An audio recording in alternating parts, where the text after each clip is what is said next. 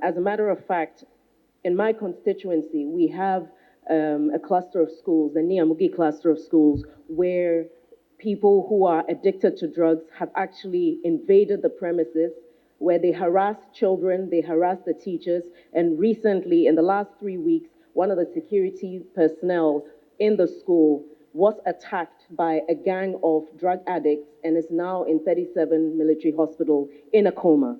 Mr. Speaker, the ramifications of this illicit drug inflow into Ghana goes beyond the large scale, but it's affecting people's lives. It's affecting the security in our schools. It's affecting the security of our ordinary citizens. And Mr. Speaker, the law enforcement agencies responsible for this need to be strengthened.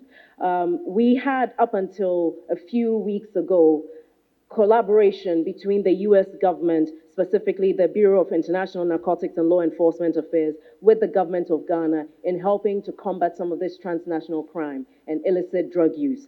Since the suspension of this, Mr. Speaker, I believe that may have contributed to what we are seeing. We need to re-engage some of these international agencies and strengthening our capacity to monitor what's going on in our borders and ensure that when we actually do track down these criminals, the prosecution of them and effective implementation of our regulations is actually done in order to be a disincentive for those who wish to use Ghana as a transit point. Our youth are really increasingly becoming a target of all of this. And Mr. Speaker, this is a national security issue because it affects our country in so many ways.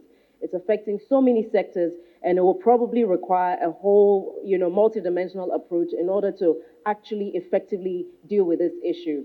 Mr. Speaker, this matter is something that's affecting a lot of communities. My constituency has a very high level of addiction, has a lot of young people who are addicted to drugs.